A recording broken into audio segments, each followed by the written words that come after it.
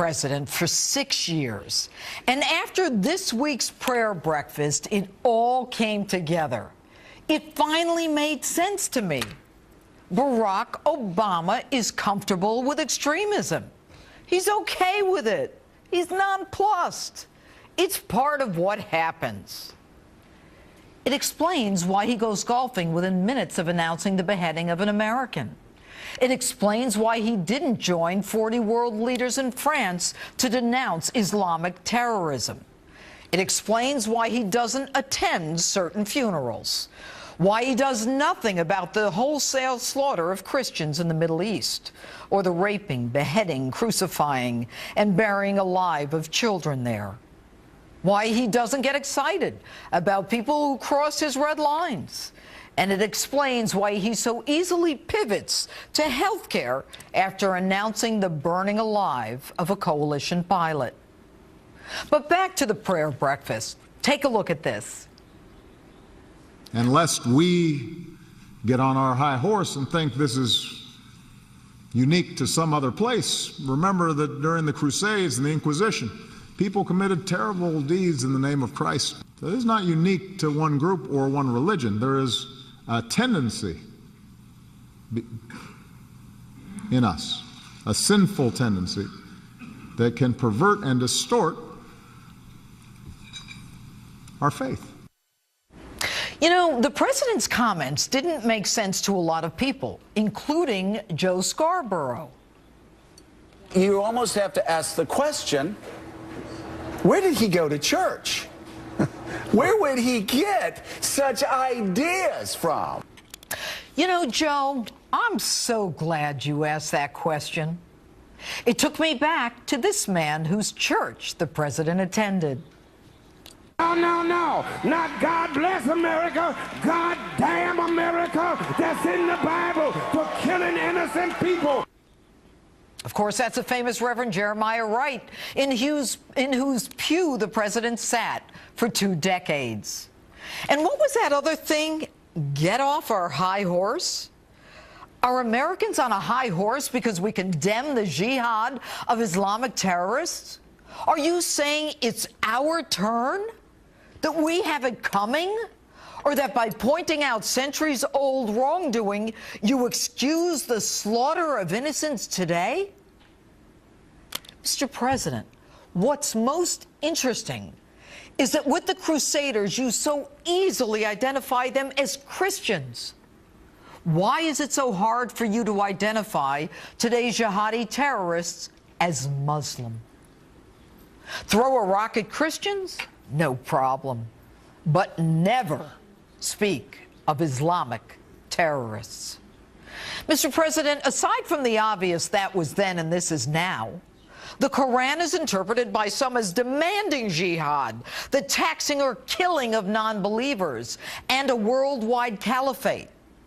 And surprise, today's terrorists are beheading, imposing that same jizya tax, and in their march to create an even bigger Islamic State. Stop apologizing and stop pussyfooting around with this language dance. We get it. Not all Muslims are terrorists. It was Egypt, a country of 90% Muslim, that rose up against the jihadists who were also Muslim. Consider this. The first World Trade Center attack in 1993 by Muslims. The USS Cole bombers were Muslim. The Fort Hood shooter was Muslim. The shoe bomber was Muslim. The underwear bomber was Muslim. The Boston bombers were Muslim. The September 11th hijackers were Muslim.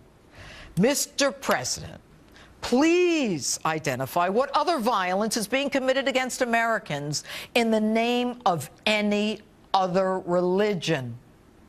Or is it just coincidence? You know, you identify terrible deeds in the name of Christ. Why not identify terrible deeds in the name of Mohammed, the prophet of Islam? Calling Fort Hood workplace violence is a joke. People can't believe that that's how you categorize it. But then again, your administration erases words out of reports identifying terrorists as Islamic. Stop defending Islam. Start protecting Americans. Stop saying what Islam doesn't stand for and start saying what you, as our president, intend to do about this. Recent polls suggest that the overwhelming majority of Americans think it's at least somewhat likely Islamic terrorists will launch an attack on U.S. soil soon.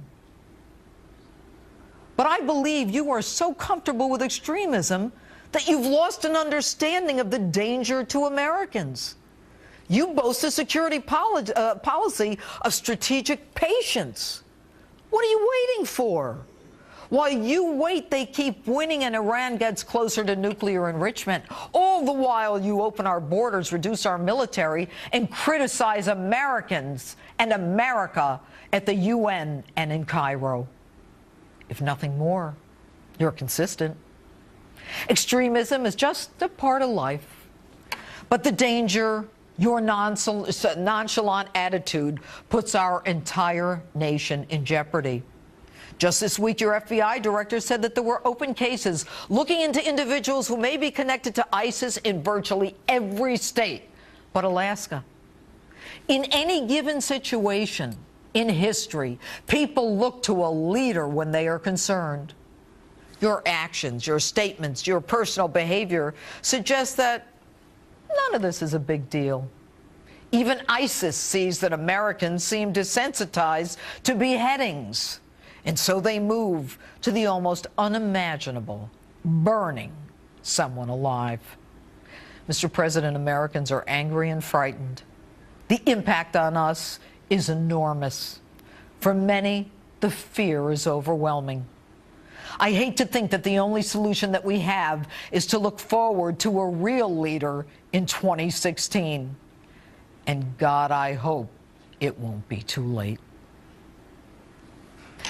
And that's my open. Tell me what you think on my Facebook page or Twitter at Judge Jeanine, #JusticeOpen.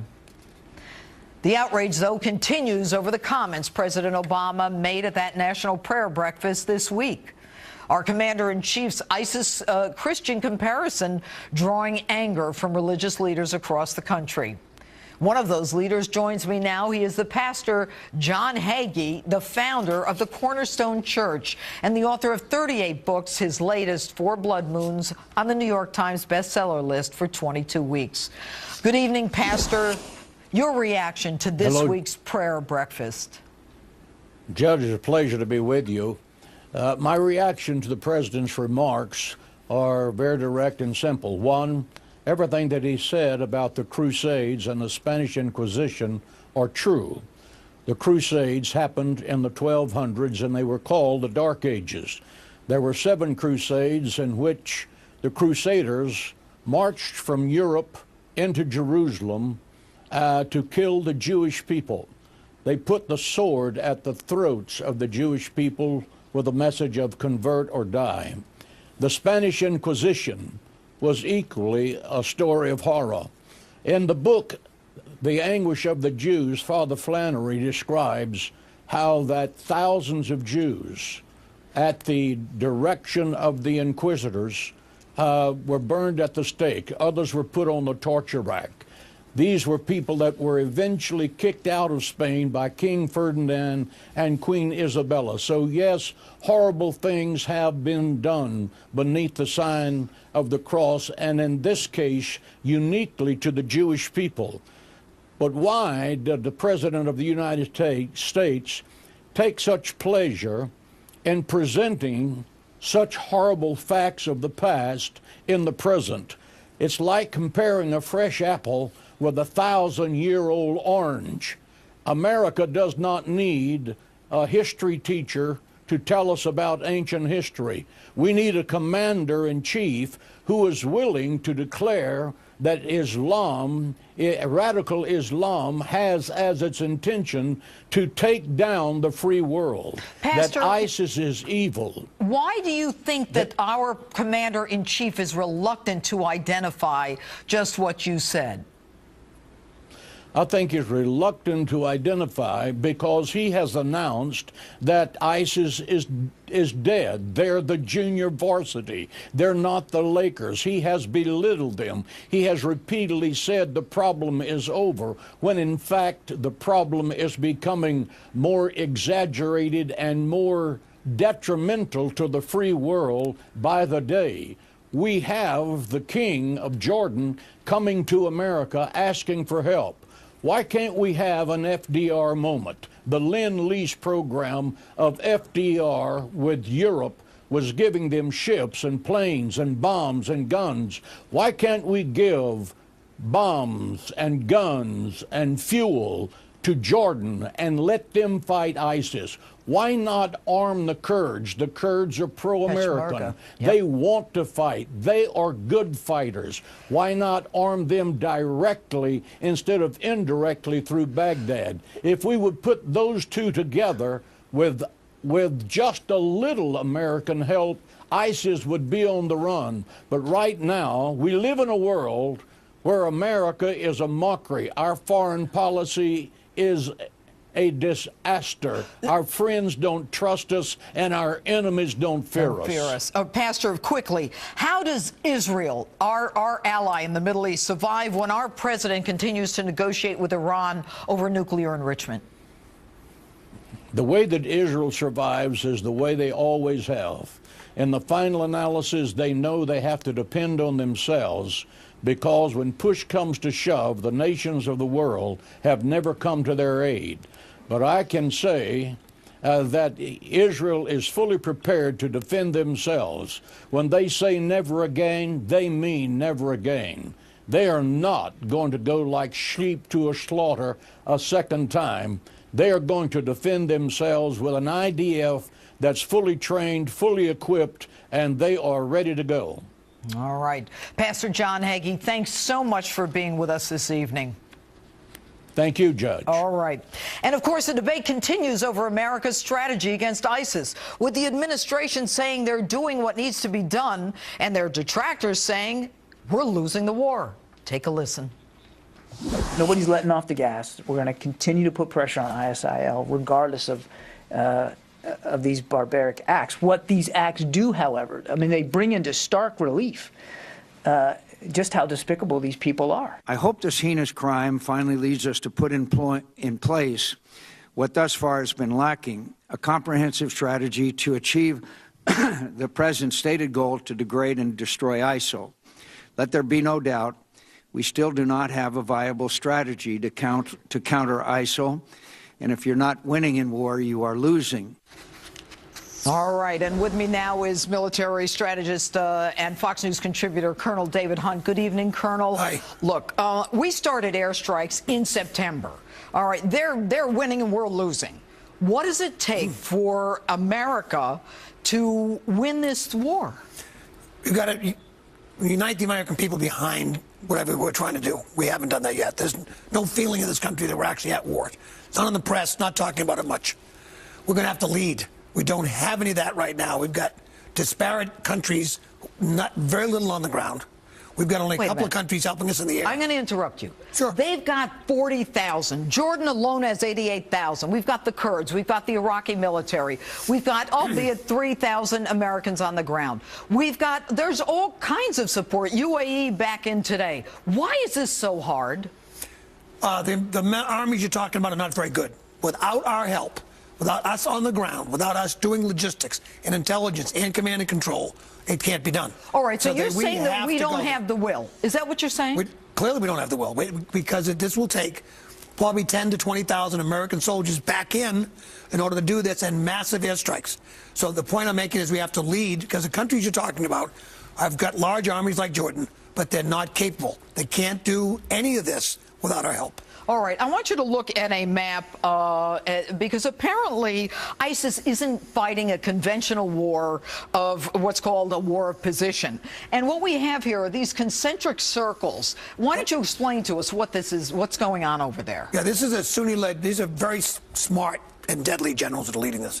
The dark one in the middle is the centerpiece of their conduct. That's where their capital and where Mosul is. That's how they're controlling it. The second circle is where they're launching attacks from, And the third, they've stationed units for control. They own as much territory as there is in Jordan with that 40,000. All right, so you're saying that this is the center, Yep. Raqqa and Raqqa, Mosul, right. and this, Tikrit and Ramadi Fallujah is where they're doing some of their... They station their units there.